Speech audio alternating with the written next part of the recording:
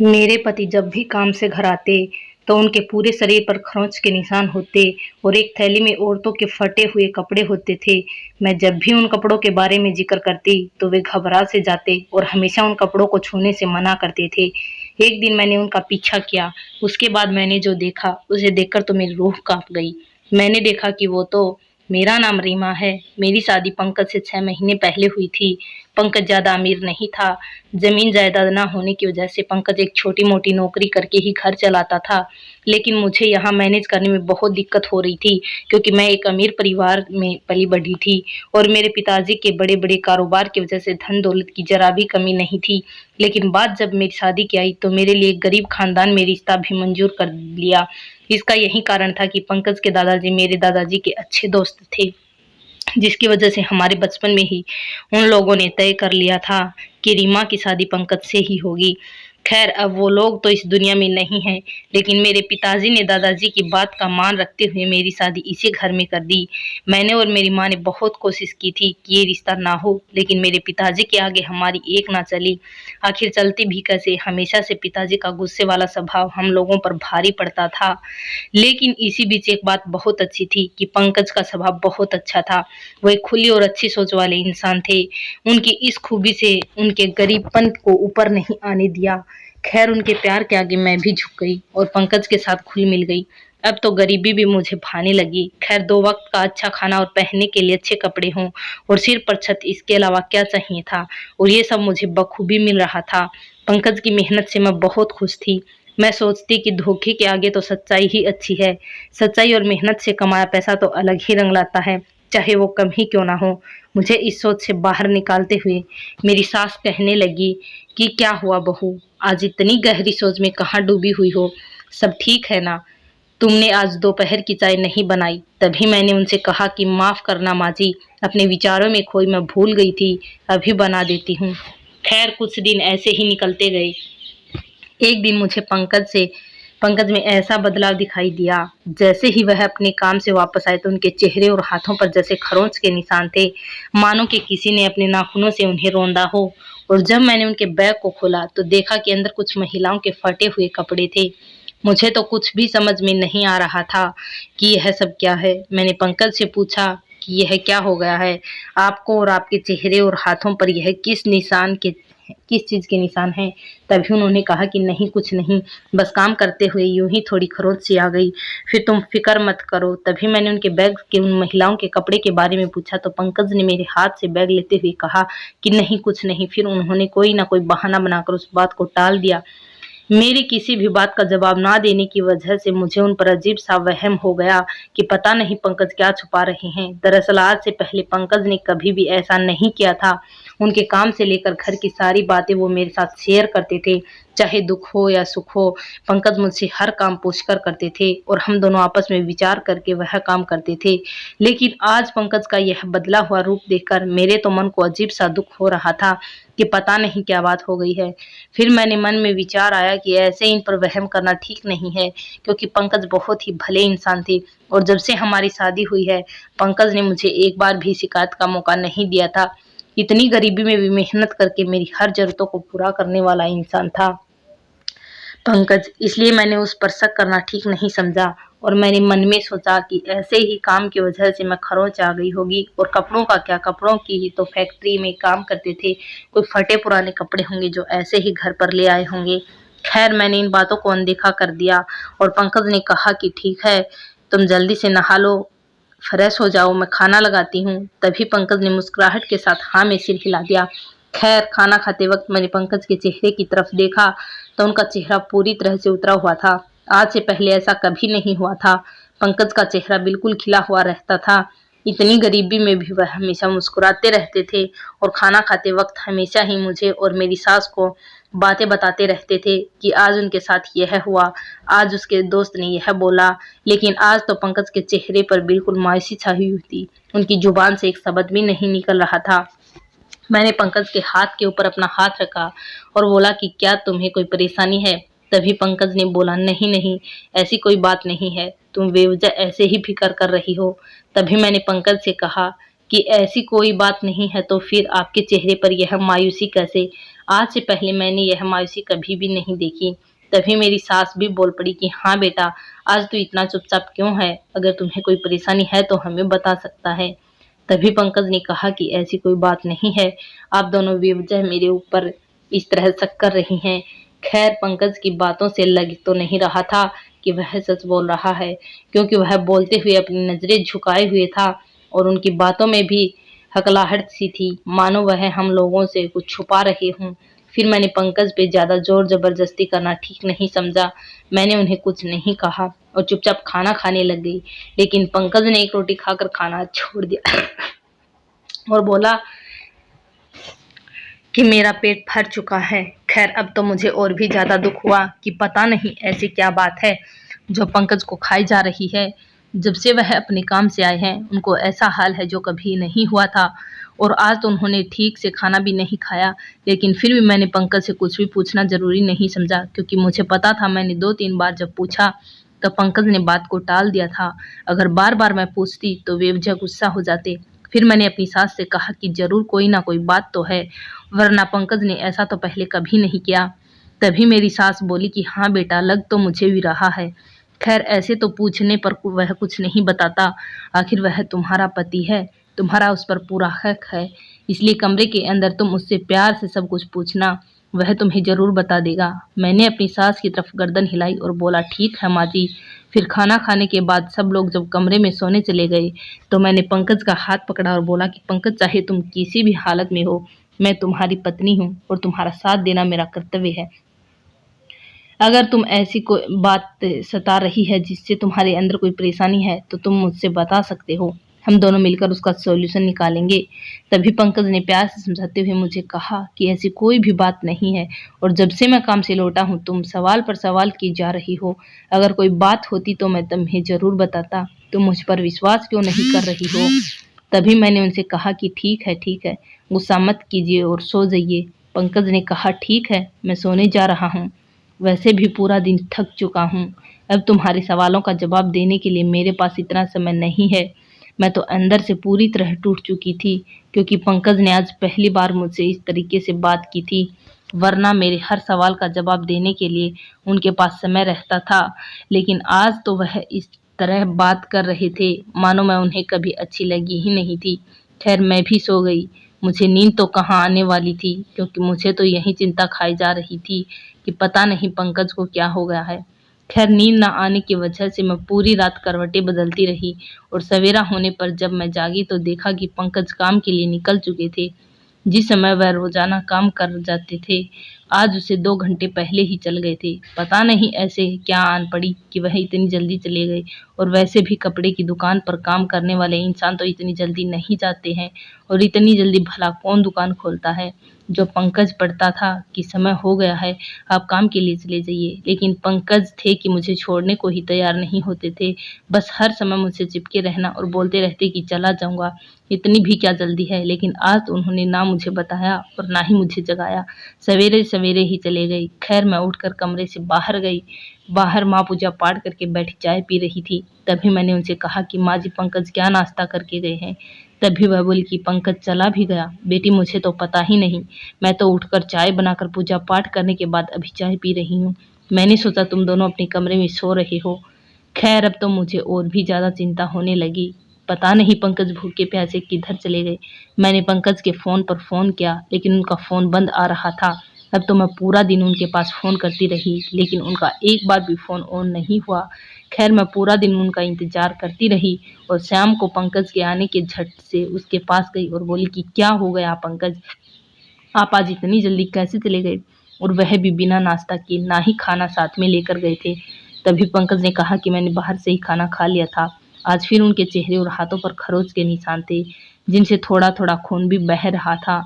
मैंने पंकज से कहा कि यह सब क्या हो रहा है, आपके हाथों और चेहरे में खून भी आ रहा है, और इस तरह इतने गहरे खरोच के निशान हैं, आखिर यह सब हो क्या रहा है? तभी पंकज ने कहा कि कुछ नहीं, बस दवाई लगा लूंगा तो ठीक हो जाएगा, और काम की वजह से यह सब हो ही जाता है। और उन्होंने बैग रखा और नहाने के बाद चले गए। खैर मैंने अपना शक दूर करने के लिए जब बैग खोला तो फिर आज महिलाओं के फटे हुए कपड़े थे। अब तो मेरी समझ से बाहर हो रहा था कि आखिर पंकज क्या छुपा रहे हैं। मुझे पंकज पर गुस्सा आने लगा क्योंकि कल से मैं उसकी मिन्नतें कर रही हूँ और उनसे पूछने का प्रयास कर रही हूँ, लेकिन उन्होंने एक बार भी बताना ज़रूरी नहीं समझा और ऐसे व्यवहार कर रहे हैं मानो मैं उनकी बहुत बड़ी दुश्मन हूँ।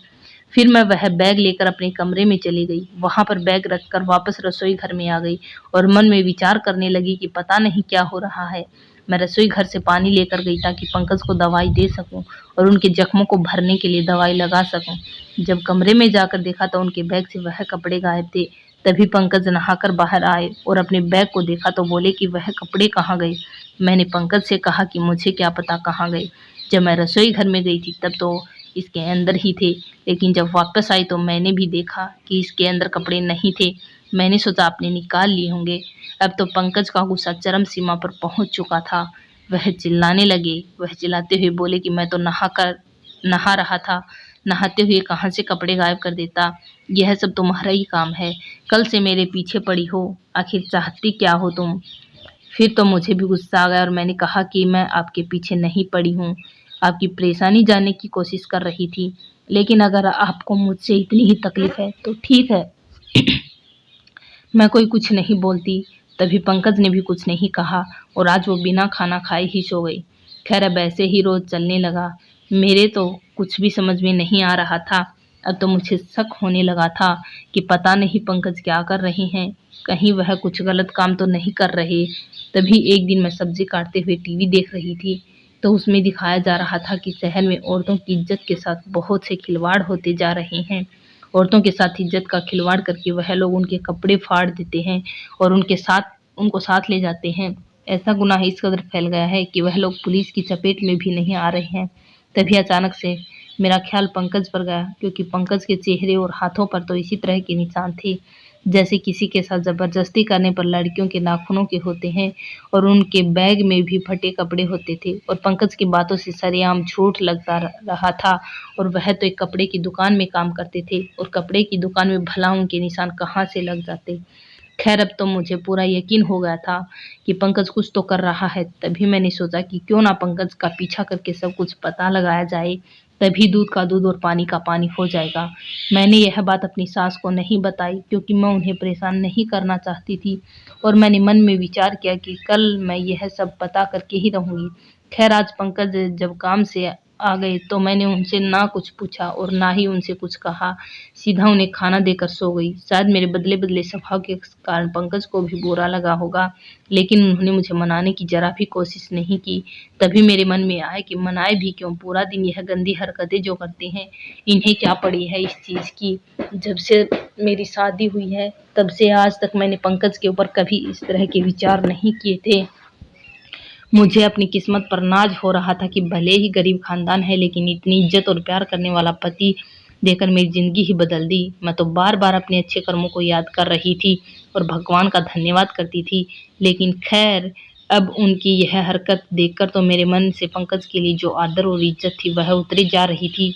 फिर मैंने मन में विचार किया कि अब तो आज रात को ही बात है, कल सवेरे तो सारा मामला सामने आ ही जाएगा। खैर दूसरे दिन जब पंकज काम के लिए निकल गए तो मैं भी उनका पीछा करते हुए उनके पीछे चल पड़ी। थोड़ी ही दूरी पर जाकर पंकज एक गाड़ी में बैठकर चले गए। तभी मुझे लगा कि शायद वह अपने किसी दोस्त के साथ गाड़ी में बैठकर अपने काम पर चले गए होंगे। तभी मैंने एक रिक्शा किया और उसकी दुकान पर जाकर देखा जहाँ पर वह काम करते थे। वहाँ पर जाकर देखा तो मुझे वहाँ पंकज कहीं पर दिखाई नहीं दिए। मैंने उस दुकान के मालिक से पूछा कि मेरे पति पंकज अभी तक नहीं आए। तभी वह कहने लगे कि आपका पति अत्ता कहाँ है? पिछले 10 दिनों से पंकज हमारी दुकान पर नहीं आ रहा है। जब हम लोगों ने उन्हें फ़ोन करके पूछा तो उसने बोला कि मेरी माँ की तबीयत खराब है, इसलिए मुझे 10-12 दिन की छुट्टी चाहिए, इसलिए उसकी छुट्टियाँ चल रही हैं ना।